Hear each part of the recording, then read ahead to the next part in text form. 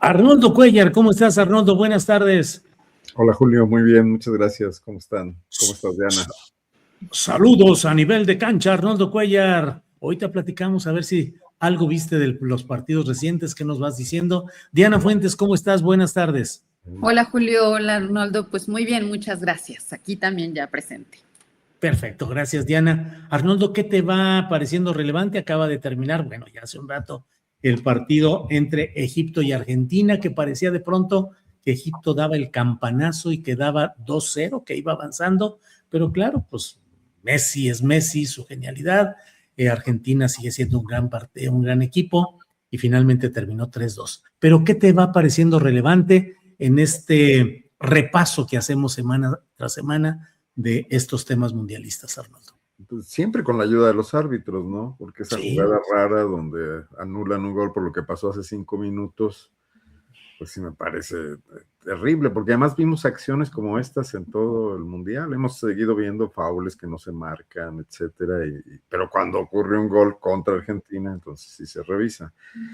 Pues bueno, yo creo que está todo esto muy teñido por la sospecha, pero lamentablemente, pues el espectáculo y la pasión de la gente por el fútbol tapa muchas de estas cosas y pues ni modo, ¿no? Pan y circo.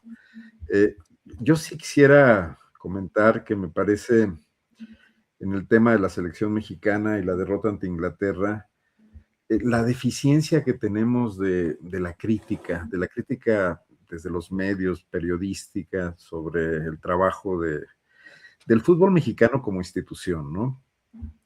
Oigo comentarios muy complacientes en el sentido, como primero inflaron el globo a niveles tremendos de heroísmo y de guerreros aztecas y esto, pues con la cola entre las patas empiezan a muchos comentaristas en televisión, analistas, exdeportistas, a considerar que no fue un fracaso, que fue la mejor participación, que comparado con Qatar estamos muy bien. Y bueno, pues se olvida el análisis objetivo de las cosas, ¿no? Yo no soy especialista, ni mucho menos, ni me las doy, pero sí creo que esa forma de jugar el segundo tiempo después del penalti que marcó Raúl Jiménez, a mí me recordaba al Cruz Azul Toluca de los años 80 y 90, o sea, centros a la olla, ninguna jugada interesante. No creo que Aguirre no sea un estratega que también conoce el fútbol mexicano, que no supiera que eso no iba a conducirlo a ningún lado. Entonces, me encantó el análisis ayer de tu colaborador David Pérez, del sospechosismo, que en todos lados hay arreglos, ¿no? Y los intereses económicos de las televisoras, de los clubes, de las federaciones, de los representantes, de los jugadores y de los entrenadores que mucho mandan en el fútbol, ¿no? Aquí, por ejemplo, hemos visto cómo en clubes como el León, en el caso de Guanajuato, han sido promotores deportivos los que de pronto se han hecho cargo de la administración del equipo, simple y sencillamente porque traen las cartas de jugadores que son muy caros y eso les hace participar en la toma de decisiones. Dicen que hay equipos donde los entrenadores no deciden la alineación, la deciden estos promotores que ven el fútbol como un gran negocio, ¿no? Esa parte pues está ahí, oscura, no hay nadie que la regule, no, digo, debería, por ejemplo, el gobierno de México, a través de sus organizaciones deportivas, de su, no sé, no hay una secretaría del deporte, pero creo que hay una comisión o algo, pues, tener algún tipo de supervisión, ¿no? Sobre todo por respeto al público, a ese público que se entrega, que llena los estadios y que recibe pues malos espectáculos en reciprocidad, ¿no? Está súper analizado el tema de cómo ha desgastado al fútbol mexicano las mafias de los propietarios, de la multipropiedad, de la injerencia de las televisoras, de la carencia de formación de cuadros básicos. Cuando se habla de las escuelas de deporte en los equipos, regularmente también son negocio. Y solamente quienes tienen posibilidad de pagar pues, cantidades no baratas, no accesibles. Pues muchos deportistas pueden quedarse con talento y con capacidades sin ninguna posibilidad. No sé si tengan un sistema de becas, no entiendo absolutamente nada de eso. Ahora me decían que hasta cobran el debut de los jugadores. Sí. Bueno, sí. Me parece una locura todo lo que está pasando y me da mucho coraje un poquitín el tema de habernos enganchado otra vez en este rejueguito y estar ahí con la camiseta puesta. Yo no compré ninguna camiseta, ni pirata, ni nada, pero pues veo cómo lo hace todo el mundo y bueno, pues también tú te enganchas y estás viendo y dices, otra vez nos hicieron la misma. Por eso me encantó lo que decía ayer David, de que tropezamos con los mismos errores, estando ahí al rey con la misma piedra. Claro. Bueno, pero yo aquí lo que quisiera remarcar es la complacencia de esta, pues quien debería estar marcando, creo que salvo algunas excepciones, claro. Luca Ferretti, David Faitelson en ocasiones, pero que también de repente le bajó un poquito, porque yo creo que a Televisa le jalaron las orejas. Están siendo los verdaderos problemas que tenemos para mantenernos ahí como hace 40 años, igual, ¿no? Muy bien, gracias. Vamos a darle la bienvenida a Temoris Greco, que ya está calentando afuera de la cancha desde hace rato. Temoris Greco, ¿cómo estás? Bien, muy bien, Julio, Arnoldo, Diana, qué gusto. Hola. Bien, bienvenido, Temoris. Diana, ¿qué nos dices en reporteo a nivel de cancha respecto al Mundial? ¿Qué te va llamando la atención? Híjole, pues la verdad es que ahora sí yo no vi ni el partido de hace rato de Argentina y es que acá pues estaba en una clase, estábamos en una clase y de pronto se escuchaban los gritos así, desde afuera.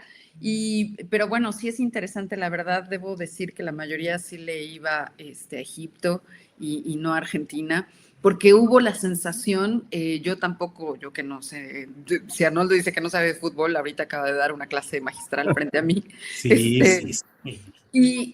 Pero sí hubo una sensación también de aquel penal, ¿no? De Messi, como de juego sucio. Se va como impregnando la sensación también de que hay mucha trampa, ¿no? Decía en un chat mi papá, ganó la FIFA, ¿no? De que hay trampa y de que se está imponiendo esa lógica, bueno, ya no digamos la intervención de Donald Trump abierta, frontal, ¿no? Y que rompe como, digamos, incluso como las formas de algo que probablemente por detrás de todas maneras se prestaba a injerencia, a negociación, a cochupo, lo que fuera, pero que por lo menos hacia afuera se decía, bueno, esto es un juego y los juegos tienen reglas y las reglas se respetan entre todos, ¿no? Pero parece que se está impregnando cada vez más de un evento en el que lo que hay es trampas, ¿no? Y la verdad, eso sí que muestra y que claro que nos hace voltear a nuestra propia realidad nacional y ver ahí lo que está sucediendo.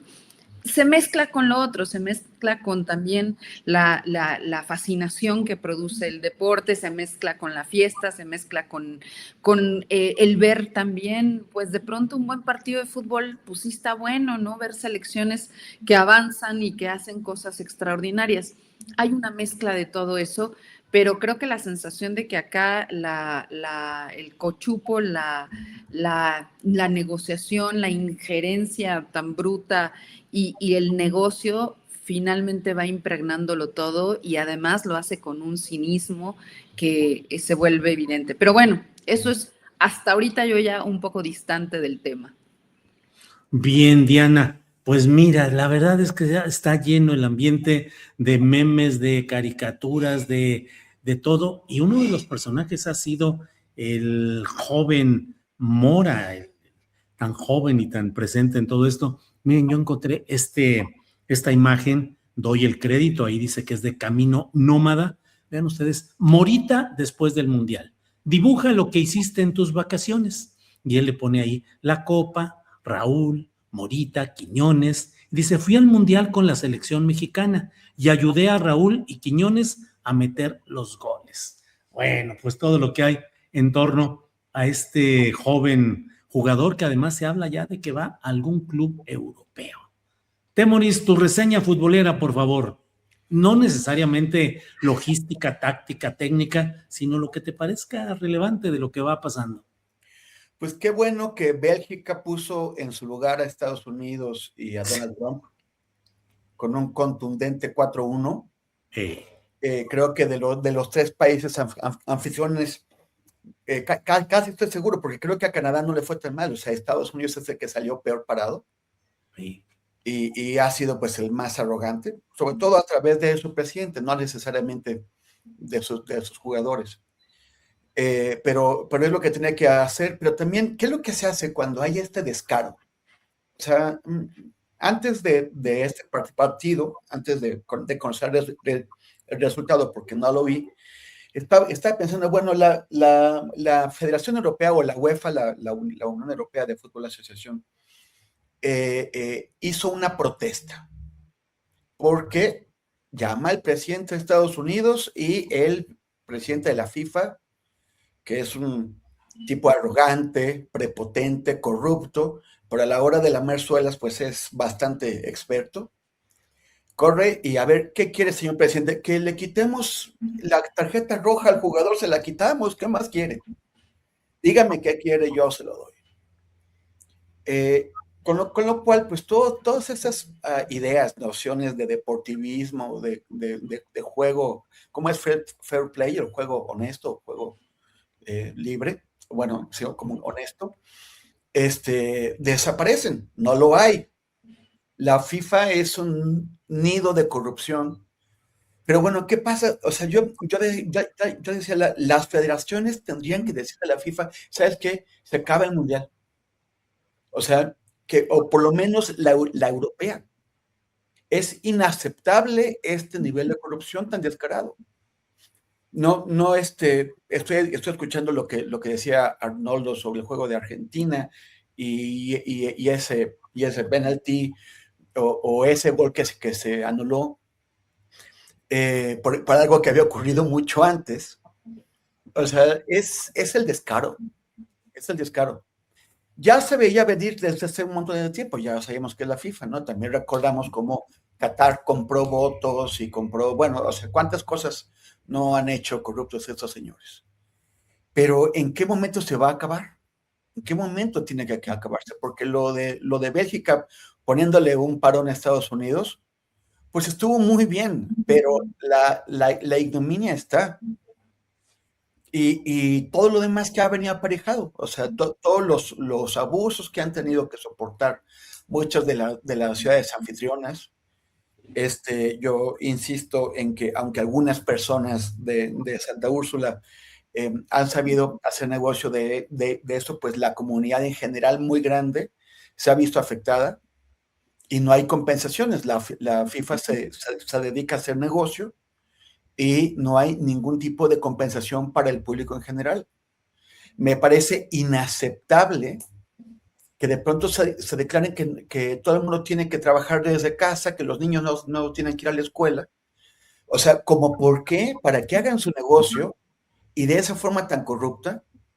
Yo creo que tiene que haber alguna forma de haber puesto en alto. Y las federaciones debieron haberle dicho a Infantino, si persistes en esta trapacería, pues nos vamos a retirar, o por lo menos la europea, pero también más allá de las protestas, es algo que hemos aprendido en los últimos años con Trump sobre la Unión Europea, pues es la cobardía que tienen los europeos al momento de enfrentar a Washington y a Donald Trump. Bien, Temoris, gracias. Bueno, luego de este breviario futbolero, ¿qué les parece si entramos al tema muy relevante y que puede tener consecuencias, secuencia política y declarativa y eventualmente institucional, en lo que ha dicho hoy la presidenta de México en su conferencia mañanera de prensa, al abordar el tema de la manera como fue llevado a Estados Unidos el Mayo Zambada? Hubo un momento en el cual la propia secretaria de Gobernación, Rosa Isela Rodríguez, dice que hay que preguntarse si Estados Unidos negocia con delincuentes al señalar que esta acción favoreció al bando de los chapitos. Y la presidenta de México diciendo que ¿quién miente? Porque el embajador de aquel tiempo, Ken Salazar, dio una versión que no corresponde con lo que ahora se ha conocido en esta etapa en la que el FBI ha dado a conocer detalles de la nave utilizada para ese vuelo y otros detalles parecidos. Estamos en presencia de qué, Arnoldo? De una presidenta que se lanza fuerte en lo que me parece a mí que es la primera iniciativa o postura directa de confrontación a la avalancha de críticas y señalamientos de Estados Unidos para acá, Arnoldo. Pues sí, pero a mí me parece que también habría que un poco tener la cabeza fría, frase de Claudia Sheinbaum permanentemente, sobre todo este tema.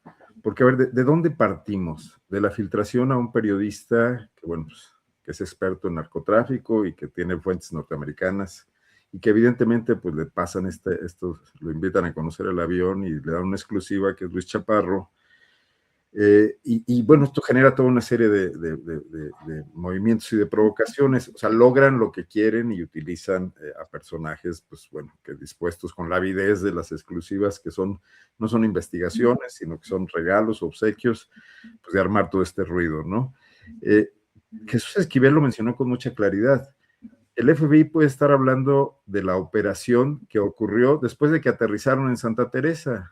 O sea, poniéndose una medalla que realmente no tienen. Y a partir de ahí empezamos a lucubrar si estuvieron adentro del avión, dónde está el piloto, etcétera, y no sabemos nada. Y con la capacidad de nuestra Fiscalía General de la República, la de Gertz, ahora de Ernestina, pues no tenemos mucha claridad de a quién han interrogado. Bueno, pues habría ahí muchos personajes del propio gobierno de Sinaloa, la exfiscal, que tuvieron que correr porque trató de simular el asesinato de Melesio Cuen, de alterar la escena, ¿no? Para tener un poco de ideas. La presidenta habla mucho de la verdad. Bueno, pues la verdad no está al alcance, no puede estar en las manos del gobierno norteamericano, que permanentemente pues está en sus fines mezclando investigación política, lucha contra el narcotráfico y ataques a la soberanía. O sea, no podemos esperar que de ahí provenga nada. Encontrar contradicciones entre el embajador y el FBI, pues bienvenidos, porque yo creo que hay todas las del mundo todo el tiempo. Porque, bueno, pues sabemos que el gobierno norteamericano se compone de una serie de compartimentos estancos que buscan cada uno sus fines y que compiten entre sí. O sea, si queremos demostrar que el gobierno norteamericano es incongruente, creo que ya llegamos tarde, porque parece que hace como 200 años todo el mundo lo sabe, ¿no? O 250. ¿A dónde va la estrategia de la presidenta? Confrontar por confrontar. A mí me queda claro que el problema del narcotráfico es global, es transnacional y que solo un esfuerzo conjunto de todos los países, bueno, de casi todos, porque está presente en todos lados, lograría avances pues dificultosos, mínimos, largos en el plazo para obtener resultados, porque se mezclaría además el tema del combate criminal con el tema de el freno o el combate a la corrupción de los propios gobiernos, y no me refiero a las cúpulas de los gobiernos, que también puede ser, pero en todos los niveles por debajo. Y después también tenemos que muchos de estos grupos están imbricados socialmente, y no solo en México, en todo el mundo, en Turquía, en el Triángulo Dorado, en los países de Asia del Este, bueno, pues ahí en el triángulo entre China, Birmania, etcétera, no recuerdo ahorita todo, pero en todos lados está esto, porque dan empleo, en Colombia, en Perú, etcétera. No es una lucha fácil como para que nos sirva nada más de pretexto para estarnos lanzando ataques y poniéndole, pues, no sé, parque a otras luchas políticas entre los países. Si todo eso se mezcla, los que primero salen ganando son los narcotraficantes. Y si estos tienen socios en las estructuras de poder norteamericanas, que es además donde ocurren los grandes negocios, pues deben estar felices de estar trasladando toda la responsabilidad a los productores de la materia prima de las drogas, ¿no? Entonces, si además de todo esto, la presidenta lo que quiere es poner un alto a los embates, no sé si es hacia la vía, porque estaría haciendo más caso a lo que la prensa local y los partidos de oposición locales reproducen que a lo que está pasando realmente en Washington. Y yo creo que para ir a litigar eso tendría otras herramientas, tendría la manera de, pues bueno, ni modo, o sea, estamos en el área de influencia de una potencia mundial, tenemos que defendernos de eso, tenemos que defender la soberanía, no vamos a aislarnos, además estamos en un tratado comercial con ellos que además queremos conservar de alguna manera, y que además es imposible de romper por toda la conectividad e imbricación que hay entre las economías. Entonces, ese me parece que es un problema, y el otro problema puede ser los dimes y diretes políticos, que pues estarían ahí, no solucionarían nada, mandarían señales, nos responderían y vamos a estar enzarzados en eso, mientras el problema real permanece sin ser atacado, ¿no? Que es el narcotráfico apoderado de regiones de este país, pasando drogas a los Estados Unidos que los tienen un serio problema de salud, y además nosotros afectados ya también por eso, porque también aquí están creciendo las adicciones, y si el mercado norteamericano se dificulta, pues se vende en todas partes, se vende en otros lugares y se vende también en nuestras ciudades y también nos crea problemas a nosotros, ¿no? Y por cierto, sería hora de volver a pensar en la encuesta que hacía el INEGI sobre el tema de adicciones, ¿no? Para saber cómo están las cosas aquí. Bien, Arnoldo, gracias. Diana, antes de pedirte tu opinión sobre este tema, déjame nada más compartir lo que ha dicho Mostafa Siko, uno de los mejores jugadores de Egipto en este mundial. Dijo luego del partido de hoy, dijo, el árbitro no fue justo, no fue justo. La injusticia fue evidente y clara. Se echa a perder el esfuerzo de todo un país. No nos iban a dejar salir con un 2-0 ante Argentina. Un campeonato arreglado. A los egipcios les ofrezco disculpas. Queríamos hacerlos felices, pero hoy no pudimos lograrlo. No estaba en nuestras manos, fue por el árbitro. Esto ya estaba decidido. Felicidades a Argentina por la Copa del Mundo. Bueno, Diana, pues palabras fuertes las que se están en varias instancias, pero en fin. Diana, sobre este tema de lo que ha sucedido hoy, lo que ha dicho la presidenta de México, las consecuencias, lo que puede percibirse, ¿qué opinas, Diana? Pues que de alguna manera hasta tiene conexión porque este es el mundo de los arreglos, ¿no? Pareciera que nos estamos instalando en el mundo de los arreglos, desde las cosas que parecieran nimias como un partido de fútbol hasta cosas mucho más grandes. Y acá, digamos, yo coincidiría con Arnoldo en el sentido de que hay que no obviar el hecho de que tenemos una realidad muy compleja respecto de lo que significa el narcotráfico para nuestro país y las implicaciones que este contiene. Ese es un problema real, evidente y que el Estado mexicano tiene que atender. Pero los otros también creo que son problemas reales. ¿Y a qué me refiero con esto? Y por qué creo que incluso podríamos no asociarlo de manera absolutamente indirecta con el mundo de los arreglos. Porque lo que no queda claro acá, en mi opinión, es cuál fue, digamos, cómo sucedió efectivamente y cuál es la finalidad de que hayan hecho la detención del Mayo Zambada en las condiciones en las que se dio. Y eso no es un asunto menor porque, digamos que si en el propio discurso que dan los Estados Unidos respecto de que lo que para ellos es prioritario es atender a la necesidad de combatir el narcotráfico, de combatir el crimen organizado, entonces la ruta también de ese lado tendría que ser mucho más clara, ¿no? Y ahí es donde bueno, no sé si evidentemente, pero sí entra el factor pues, que el árbitro ahí tampoco es neutral, ¿no? Que el árbitro también va vendido, pues, ¿no? Y que eso que se nos presenta como una estrategia que está intentando descabezar a los responsables del crimen organizado en México y del tráfico de estupefacientes a los Estados Unidos, pues no nos deja muchas expectativas de que lo que se vaya a realizar realmente sea encaminado a cumplir esa finalidad. Porque, por un lado, está el hecho de que el Mayo Zambada finalmente reitera y acepta su culpabilidad.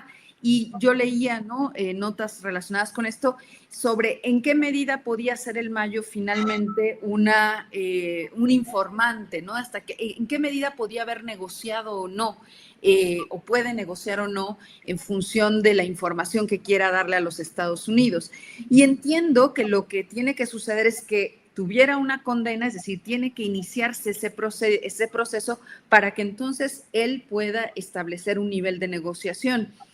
Por lo tanto, pues pareciera más bien que todo apuntaba a que efectivamente, como en eso coincido con la declaración o la pregunta que se hace desde el gobierno sobre, pues entonces están negociando con el líder de un cártel al que habían declarado terrorista. Entonces, ¿dónde está la congruencia en eso? A reserva de que nos puedan informar cuál es la relación coste-beneficio, es decir, a reserva de que nos digan que la información que suponen que va a soltar es tan importante que va a permitir que objetivamente se combata al crimen organizado.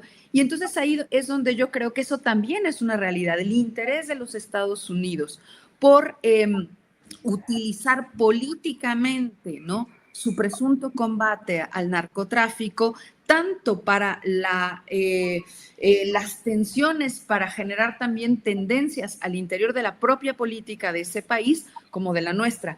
Porque creo que no hay que olvidar que además la detención del Mayo tuvo un impacto directo en lo que pasó finalmente en las semanas subsecuentes y posteriores a su detención, ¿no? Un incremento más o menos, decía Harfush, ¿no?, del 234% de homicidios en la región.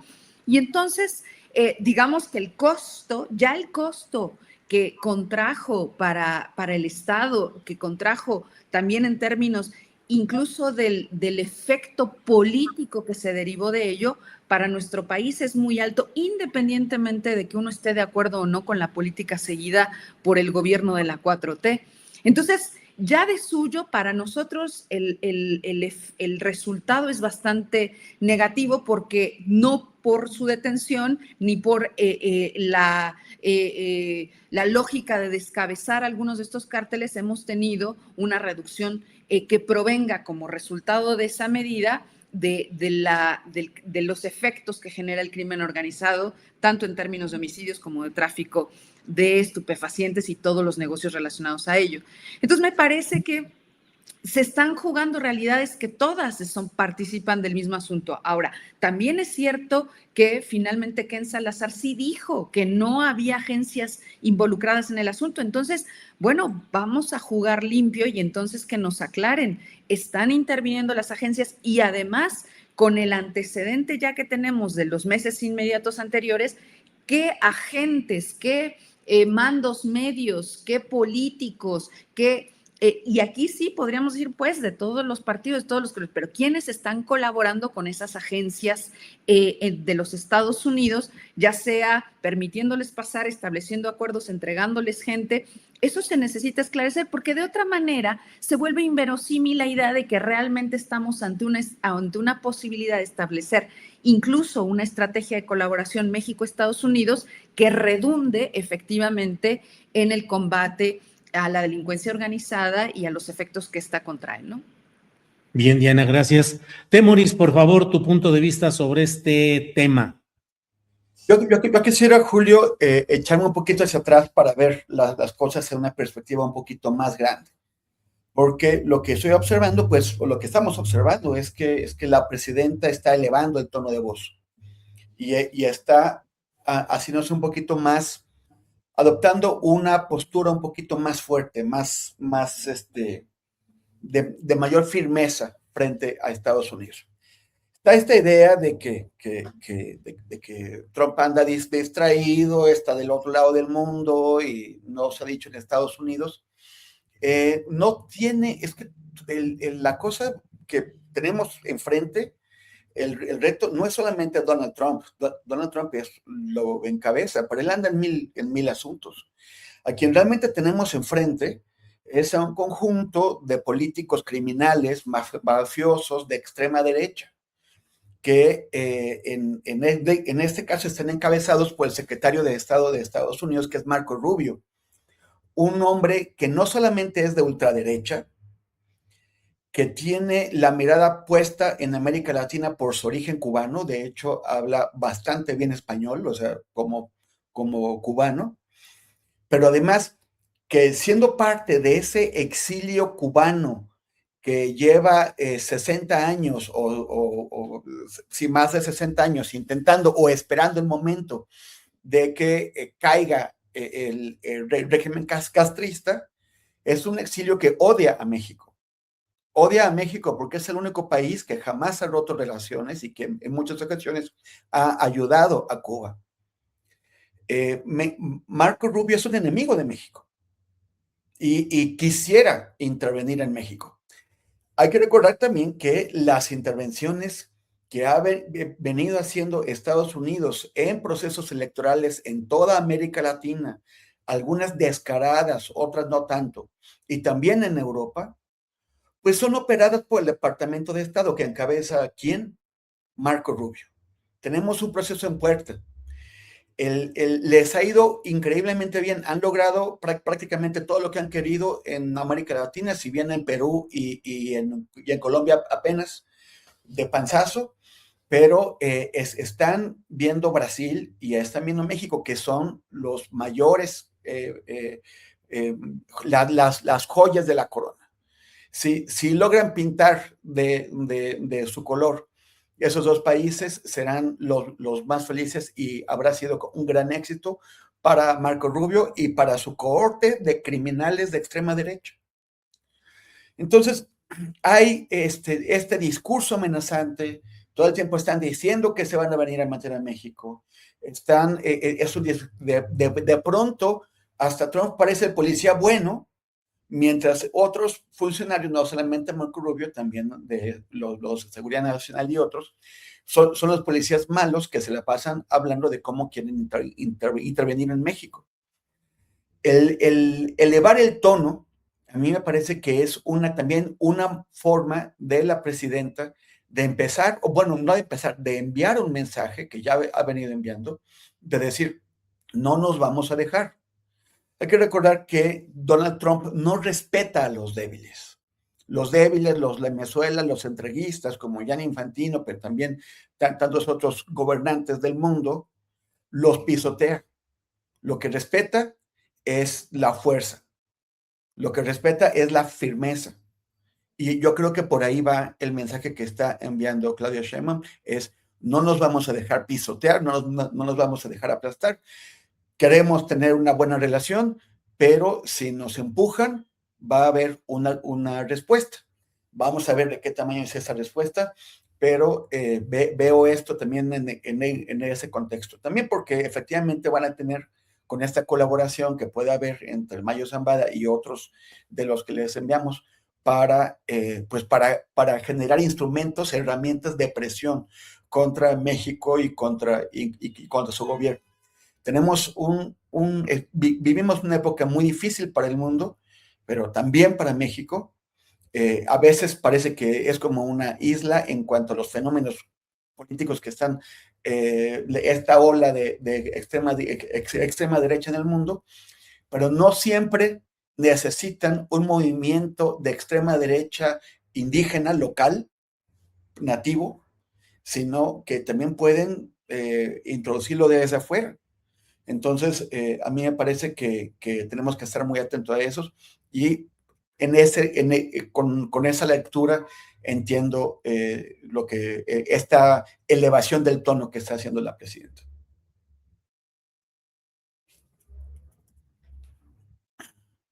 Julio. Ya, ahí está. ¿Qué les parece si vamos a una ronda rápida de preguntas rápidas y respuestas rápidas? Arnoldo Cuellar, ¿qué tanto crees que esto va a exponer a México a una reacción, a un coletazo de Estados Unidos, sobre todo relacionado con Rocha Moya? Bueno, pues estamos expuestos de forma permanente y no sé qué tanto abone el estarle picando la cresta a los norteamericanos. Yo creo que alguien tendría que tener sensatez, tendría que haber un adulto en la habitación y tendríamos que empezar a pensar en los intereses que a México le conviene impulsar, ¿no? Bueno, la respuesta rápida. Negociar en Washington, buscar dónde y cabildear y buscar grupos de influencia que estén aliados también con los intereses mexicanos, hasta en las empresas norteamericanas y transnacionales que tienen aquí sus plantas, para tratar de evitar eso, pero sí puede ser. Bien, Arnoldo. Diana Fuentes. Perdón, sí. Que no fue tan rápido. No, está bien, Arnoldo. Diana, ¿qué tanto nuestra situación al pedir esclarecimiento de Estados Unidos implica que México no ha esclarecido oficialmente lo que sucedió en su territorio, en hechos en México, con ciudadanos mexicanos? Sí, hay una parte indiscutible sobre lo que no se ha aclarado desde acá, ¿no? Y que sería imprescindible que también sucediera. Entonces sí, se asume, creo que de facto, una responsabilidad relativa frente al caso, pero creo que en este caso las declaraciones además tienen una finalidad política interna, o sea que no solo es un mensaje a los Estados Unidos, sino también a los aliados que tienen por acá. Bien, Temoris Greco, en la correlación de fuerzas, la presidenta sigue estando, pareciera sola con su equipo muy cercano, pero pareciera que no hay más equipo, más voces, un Morena activo, movilizaciones en torno a la defensa de la postura de la presidenta. ¿Cómo ves eso? Pero pues al mismo tiempo tiene un poder que no habíamos visto en México desde Salinas de Gortari. Entonces, y la palabra de la presidenta pesa. ¿Cuál es el problema? Que no se puede estar metiendo en todo, ¿no? Ahora también tiene que estar poniendo orden en Morena, porque no se puede poner el partido en orden, pues es un problema. Pero a mí me parece que es tremendamente fuerte la presidenta y tiene un respaldo en encuestas, en el legislativo, en el judicial, que no habíamos visto desde entonces. Gracias. Arnoldo, ¿movilización social en México puede frenar las intempestivas acciones y decisiones de Donald Trump? No creo que lo logre y no creo si tengamos que gastarnos en eso. Las últimas movilizaciones que yo he visto. Está bien que fue rapidito, Arnoldo, pero no tampoco tan rápido. Ya se cortó tantito. Adelante. También se me cortó todo. No, las últimas movilizaciones que he visto de Morena pues han tenido mucho acarreo. Y lo vemos en los estados, cómo aquí convocan y ponen camiones, se los llevan. Yo no sé si eso en realidad impresione a alguien, me parece un riesgo también. Bien, Diana, ¿crees que esta postura de México hoy pueda obedecer a que está en puerta tanto lo relacionado con el finalizar una parte del proceso del Mayo Zambada y las revelaciones que se pudieran venir de parte de varios testigos protegidos? Puede ser que sí sirva como también es como jugar al ajedrez, vale más primero el ataque un poco, podría ser por ahí, pero la verdad es que yo creo que esas revelaciones de todas maneras tienen pues un fundamento que todavía se presenta bastante cuestionable, así que no creo que de suyo eso haya sido el móvil, pero lo que sí creo es que dar un paso hacia adelante en este momento no es una reacción equivocada. Dar un paso hacia adelante en este momento no es una reacción equivocada. O sea que es buena. Sí. Digo, sí, me quedé pensando, reflexionando que efectivamente. Ahora que lo pienso, fue bastante circular la idea, pero sí. Pero fue correcto. Temoris, en lo que estamos viendo en esta correlación, ¿qué tanto puede influir la debilidad de Donald Trump, la derrota virtual en Irán, los problemas internos que tiene? ¿Qué tanto estamos en presencia de un Donald Trump más débil? Hay siempre muchas inquietudes al respecto, porque Donald Trump pues es imprevisible. Y más si efectivamente tiene algún tipo de problema. También está el hecho de que una mano un poquito más flojita de Donald Trump, si se siente adentro de su gobierno, eso significa un mayor margen de acción para los Marco Rubio, para el vicepresidente J.D. Vance y para otras facciones que cada una pues tiene sus propios intereses y sus aspiraciones de poder. Entonces, ¿cómo eso nos puede afectar a esa cosa? Porque también están todos pensando en la sucesión, o si no en la sucesión formal, sí en ir adquiriendo poder en la medida en que se le va la olla a Donald Trump. Entonces, ¿cómo eso nos puede afectar? A mí me parece que es impredecible, por eso hay que estar listos para todo. Bien, les propongo ahora preguntas sueltas, no continuas, no la misma para todos, sino una diferente o la misma, ya iremos viendo. Pero Arnoldo, ¿qué pensar de la política interna en este momento, cuando pareciera que Morena sigue teniendo una gran presencia, organización mayor que la oposición, aunque persisten los señalamientos de que se vive en una dictadura, autoritarismo, que el país está a punto de colapsar en términos económicos y políticos? ¿Cómo ves esa correlación interna de fuerzas en este momento? Yo creo que la gran fortaleza de Morena sigue siendo la desorganización de su oposición. Y en ese sentido, tampoco Morena se preocupa mucho por mejorar. Y aquí lo básico sería mejorar su democracia interna, la legitimidad de lo que requieren y necesitan sus bases, pero también de lo que está pasando en el país. No puede ser que esté tan desconectado un partido que se dice progresista, popular, cercano al pueblo, de luchas como las que todos conocemos en materia de defensa ambiental, de derechos humanos, de construcción de la paz o reconstrucción de la paz. Me parece que no pueden ensimismarse nada más en la defensa del poder que ya lograron, del poder burocrático que tienen, y tratar de mantenerlo sin escuchar otras necesidades de este país que aún no están resueltas por los planteamientos que ellos mismos hicieron de promesas gubernamentales en campaña y al llegar al poder, López Obrador y la propia Claudia, ¿no? Gracias, Arnoldo. Diana, lo que quiero preguntar no es exactamente respecto al proceso judicial que ha establecido que se libere a este personaje que se decía que podría haber sido el segundo tirador en el asesinato de Luis Donaldo Colosio, sino te quiero preguntar, ¿por qué en México seguimos tan anclados en procesos judiciales que siguen mostrando los errores de un sistema largamente injusto, demostradamente injusto? Todas las secuelas del asunto de Miranda de Wallace, Brenda Quevedo todavía presa, la historia de Israel Vallarta apenas liberado después de 20 años, el propio caso Colosio sigue ahí, Mario Aburto perdido como etiquetado ya de por vida en un penal sin que haya mayor interés. ¿Por qué somos rehenes de un pasado que no resolvemos, Diana?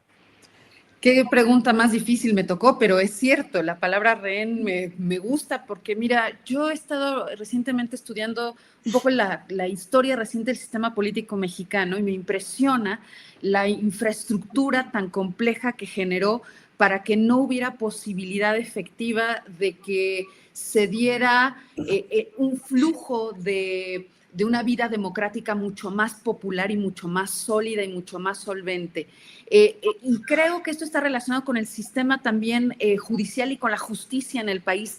El priismo logró una imbricación a nivel de Estado tan solvente, tan sólida, tan omnipresente de la vida política, el partido por un lado, las instituciones del Estado, particularmente las relacionadas con la justicia, que tuvieran casi, ¿no? Se plantearan las cosas y se resolvieran en el mismo escritorio y que al mismo tiempo estuvieran amagadas por burocracias muy complejas, por sistemas legales aparentemente muy robustos, pero sin capacidad de incidencia efectiva, y entonces por vericuetos que forman una estructura altamente compleja. Entre más lo observo, entre más intento entenderlo, me doy cuenta que realmente incluso para Morena, como en un proyecto social pujante, mucho más sólido, subvertir esa estructura estatal que generó esas imbricaciones es una cosa muy complicada y que requeriría del concurso de muchas más fuerzas democráticas en este país. Ahí es donde la derecha, además, y la oposición es vergonzosa, porque en tanto envuelta en su propia mezquindad, tampoco contribuye y tampoco participa de que esto hallara caminos, ¿no?, de solución. Entonces creo que tenemos un Estado que se forjó de esa manera y que tiene una consistencia que hasta el presente persiste en ámbitos tan sensibles como estos, ¿no?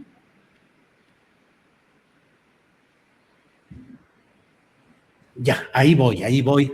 Estoy siempre para que no se escuche el teclado. En fin, Temoris Greco, ¿qué tanto en este momento que estamos viviendo difícil de muchas circunstancias que pueden ser trascendentes, problemas económicos, presiones de Estados Unidos, problemas ambientales en todo el país, problemas de justicia, la izquierda social, qué tan arrinconada o marginada está del escenario político nacional, sobre todo por una izquierda partidista que es la que tiene todo el control político y que nos mantiene muy metidos en la rueda, en la dinámica de lo electoral? O sea, creo que la izquierda social puede dividirse aproximadamente en tres grupos. El más cercano a la 4T, que por lo tanto juega con la 4T, la apoya. Otro sector que es más de izquierda social antisistémica, tal vez más cercana al EZ y a otros movimientos que ven en la 4T pues no más que un movimiento burgués semi-reformista, no realmente transformador, y una izquierda social que puede servir, por ejemplo, como la coordinadora, por ejemplo, ¿no? que puede servir de pronto de apoyo a la 4T, que tiene mucha gente en la 4T, que provee en algunos estados candidatos a la 4T, pero que también puede servir de ariete para ciertas causas. Que además, como habíamos comentado hace unas semanas, pues es una izquierda que eventualmente, siendo consciente, organizada y combativa, es una izquierda en que eventualmente podría articular una respuesta en caso de que Estados Unidos se atreviera, o la extrema derecha mexicana se atrevieran a hacer alguna estupidez. Entonces, creo que hay tres vertientes, pero en todo caso, el hecho de que haya una izquierda social que juega con la 4T, pues en general, digamos que apacigua un poco el movimiento en general de la izquierda social. Hay cosas que, teniendo un gobierno distinto del PRI o del PAN, hubieran sido respondidas en las calles con muchísima fuerza, y que no lo son, pues porque se trata de la 4T. Bien, Temoris, gracias. Para ir cerrando, nos queda un tema que es el relacionado, pues con algo muy previsto, pero que ahora ya una juez ha autorizado que inicie el proceso del concurso mercantil de Televisión Azteca. Arnoldo, ¿qué opinas de, pues no solo de la situación económica y específicamente empresarial de Televisión Azteca, el Grupo Salinas, sino del activismo cada vez más desbordado de Ricardo Salinas Pliego, a la par que sus problemas empresariales, Arnoldo? Pues me recuerda a un viejo chiste de los priistas de los fines del siglo pasado, cuando decían: a perengano de tal le interesa ser candidato a la gubernatura o a la presidencia. Lo decían mucho de Vicente Fox, aquí en Guanajuato. Y la respuesta era: no le interesa, le urge. Sí. Porque pues, está quebrada la empresa, ya no haya por dónde, etcétera, ¿no? Mira, estaba haciendo un poco de cuentas, vi las notas sobre este tema. Salinas Pliego debe 10,000 millones de pesos, que son 580 millones de dólares en Estados Unidos. Las deudas del concurso mercantil ascienden aproximadamente a 23,000 millones de pesos, lo que le dio a la juez oportunidad de pagar en un año de negociaciones. Y lo que le debe al fisco, no sé todavía cómo quedó con las negociaciones que hizo pues con la Secretaría, con el SAT, eran 32,000 millones de pesos. Todo esto suma 66,000, no, 32, 23 son 53, 63,000 millones de pesos más o menos. Y su fortuna está calculada, después de los debacles que ha tenido en los últimos años, según Forbes, en 3,700 millones de dólares, que son 66,000 millones de pesos. Entonces sí está en problemas, ¿no? Más allá de que sea una estrategia en este momento financiera, mercantil o lo que sea, pero sobre todo yo creo que nos encontramos con el viejo tema del empresario rico y la empresa pobre. Aunque también está de por medio el tema de que es el negocio que le da el poder que tiene, porque no creo que vendiendo motocicletas en abonos pueda tener la presencia pública que tiene siendo el dueño de la segunda, o no sé, quizás la segunda televisora del país. Pues vamos a ver aquí qué ocurre, cómo evoluciona. Pero sí, pues el señor está metido en esta aventura porque quiere negociar con el poder público y quizás también con algunos de sus acreedores por todas las vías, la política, la mediática y ahora la judicial. Bien, gracias. Sobre este mismo tema, Diana, ¿crees que va creciendo la opción de Salinas Pliego como recipiendario, o sea, como alguien que está recibiendo el enojo, la decepción, la confusión de sectores de la sociedad que no están muy seguros de qué está pasando o que tienen una crítica creciente a las políticas de la 4T? Yo creo que lo intenta, ¿no? Él justo lo que está intentando es canalizar eso, pero la verdad es que todavía no veo signos de que esté logrando concretarlo más allá de los miles de bots que mueve en las redes sociodigitales, porque la verdad es que en el espacio público no lo veo congregando a un número importante de personas bajo una consigna concreta. Creo que hay mucho de escándalo. Creo que evidentemente él ha sabido que utilizar todo este discurso que copia a la calca de las ultraderechas y las, digamos, fórmulas ya aprobadas en algunos otros países para aplicarlas aquí en México, pues sí, tiene hace mucho ruido, pero yo no veo que se siga de eso. No le veo tampoco, a pesar de que, como dice Arnoldo, bueno, no es poca cosa que tenga una televisora que tiene tal alcance y que la siga manteniendo, ¿no? Como el espacio a través del cual también prodiga su propia imagen.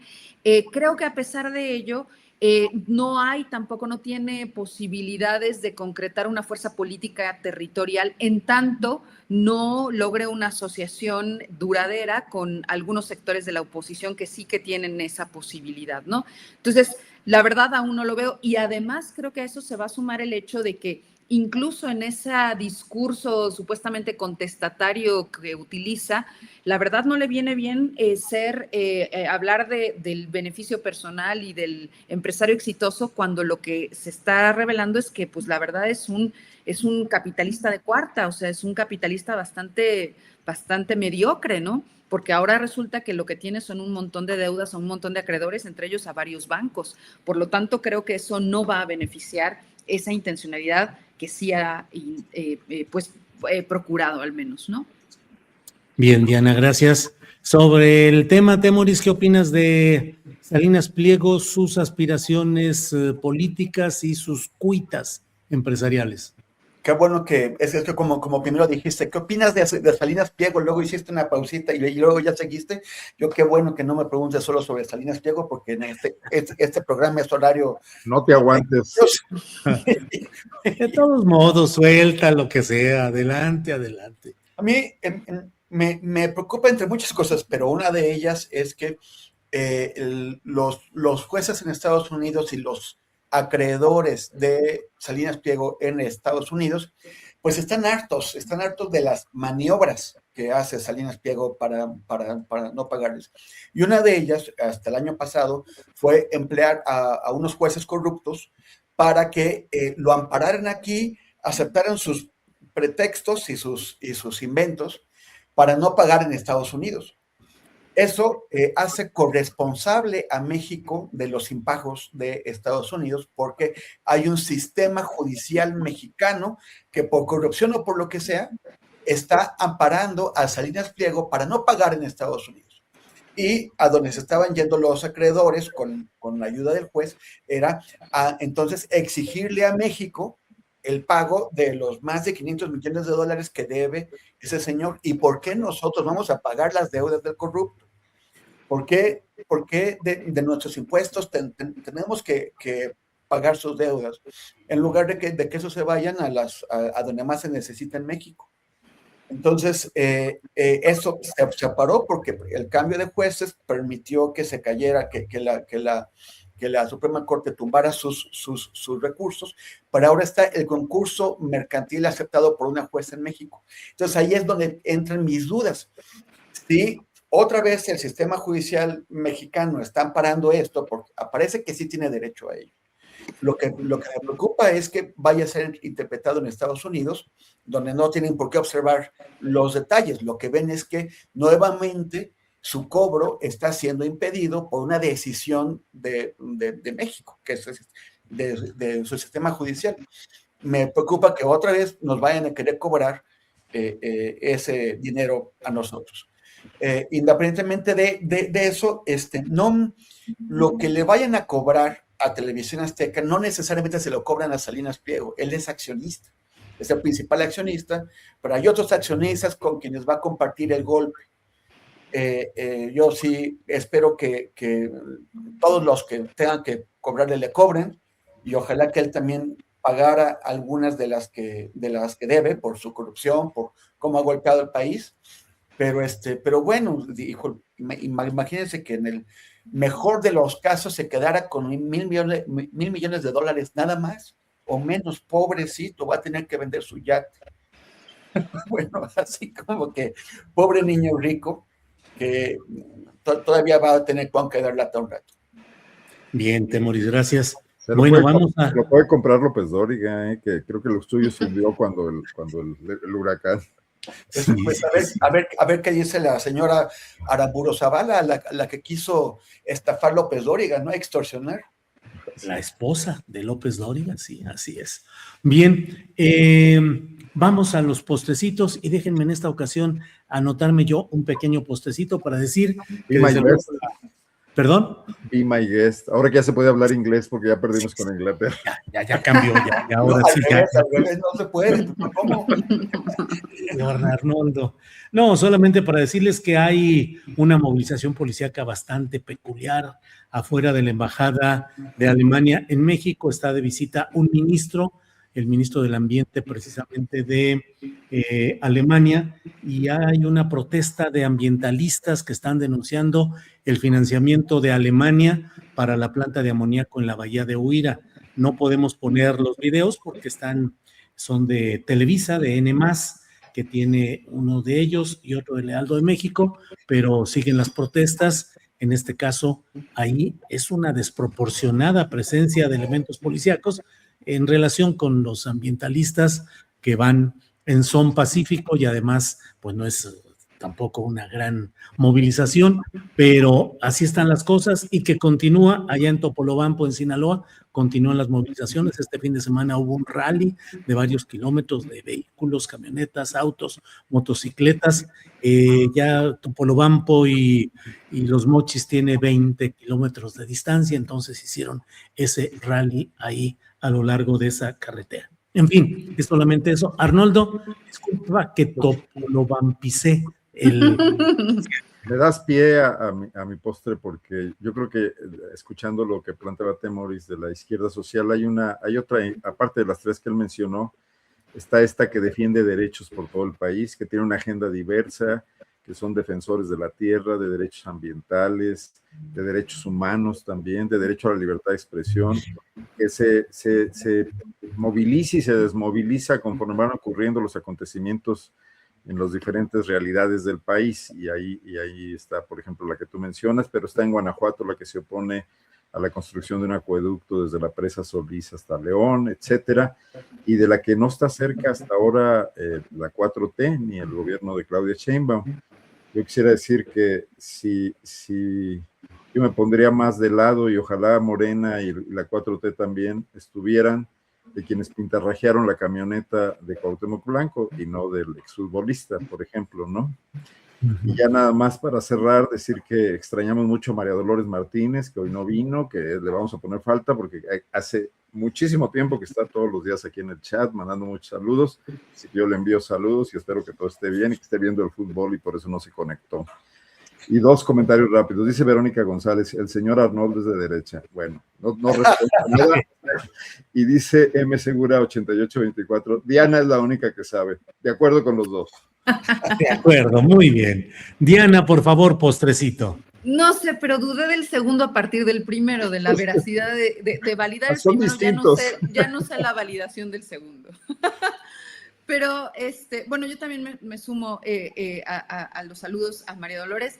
Y bueno, yo nada más, la verdad es que ahora sí no, estuve dándole vueltas a qué postrecito, solo recomendarles que visiten la revista Común. Tenemos un par de artículos, uno que a mí me gustó mucho sobre seguir pensando qué pasó, por ejemplo, en las elecciones en Colombia, porque nos preguntamos incesantemente qué pasa con el triunfo de estas derechas que son tan frontales, que tienen discursos tan violentos, misóginos, xenófobos, en fin.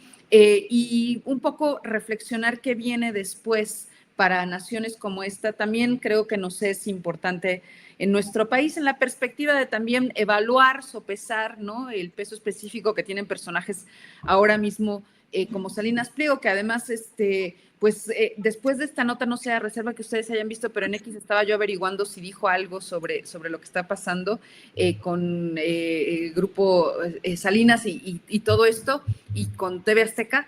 Y bueno, pues creo que se le cayó el internet un ratito porque creo que no ha salido a referir nada al respecto. Y sobre eso, pues siempre instalar la idea de que operan, ¿no? Esta televisora con una concesión del Estado mexicano y que hay que volver a insistir en que esa concesión debería ser removida porque pues no solo hace falta para difundir otro tipo, ¿no? de contenido, otro tipo de televisión para este país, sino porque además el señor le sigue dando a los mexicanos millones y millones de pesos. Y ya.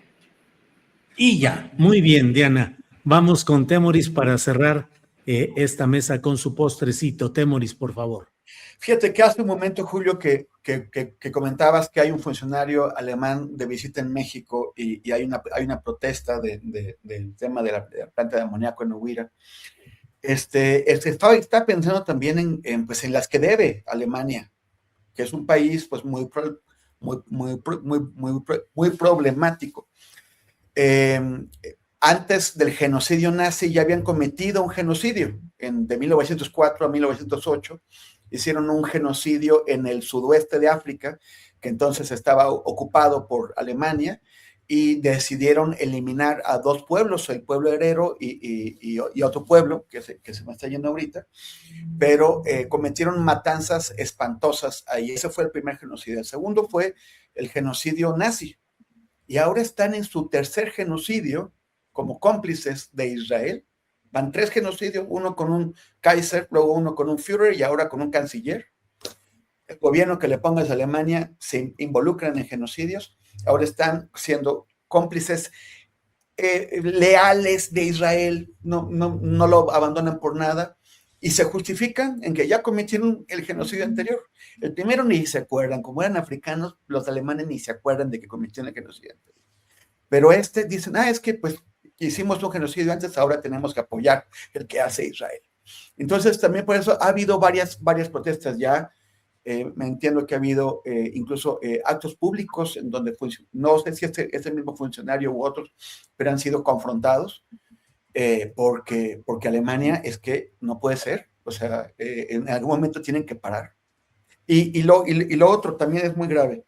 Hay un médico que se llama Hussam Abu Sufia, que es un médico pediatra. Él era pediatra que cura niños. Él era el director de uno de los hospitales del norte de Gaza, el Kamal Adwan. En octubre de 2024, el ejército israelí le puso sitio al hospital, le exigió al doctor, que era el director, que evacuaran, no quiso, mataron a su hijo, también a uno de sus compañeros, arrestaron a otros, finalmente se lo llevaron a él. En diciembre de 2024, hace un año y medio, Estados Unidos, Israel tiene una ley israelí que no se justifica, o sea, contradice la ley internacional mediante la cual puede secuestrar personas indefinidamente sin presentarles una acusación, y si no te acusan de nada, pues tampoco te puedes defender. Y los pueden retener ahí, que es lo que está haciendo con ese doctor. No lo acusan de nada, no ha matado a nadie, no lastimó a nadie, se dedicaba a curar gente, a curar niños, y lo han tenido bajo torturas y con un tratamiento extremadamente cruel. Hace una semana su abogado logró verlo y lo vio ya en un estado de deterioro físico, que el propio doctor le dijo, creo que es la última vez que me ves, ya me trajeron aquí para matarme. Hay una campaña internacional por la libertad de este doctor. Sobre esto vamos a hablar el día de mañana en la edición de mundoabierto.info. Muy bien. Bueno, pues Arnoldo, Diana, Temoris, muchas gracias por esta ocasión. Gracias por estar aquí. Nos vemos la próxima semana. Gracias. Hay un meme, Julio, por ahí que dice que van a exponer en el Museo Británico el gol robado. Excelente. Declaraciones fuertes, además del director técnico de Egipto, que dice: hemos sufrido una injusticia, hemos jugado mejor con el balón, hemos superado en todo a la vigente campeona. Sin embargo, el resultado se ha visto influenciado por factores internos dentro del terreno de juego también y antes del partido. Parece ser que desde la selección argentina se ha ejercido presión sobre el árbitro. Este ha sido el resultado. En fin, iremos viendo cómo camina todo esto. Gracias por esta ocasión. A todos los que nos mandan saludos, porque ya se despertaron acá algunos sentimientos. Ya me imagino. Yo vi uno que pedía un saludo de un beso, Arnoldo, la verdad. Yo vi que se pasó uno rápidamente ahí. Ay, todos. Ve, los te pone rojito, Arnoldo. Ya estaba. Es la camisa. La de Temoris. Bueno. Gracias. Bueno, nos vemos. Que estén bien. Nos vemos pronto.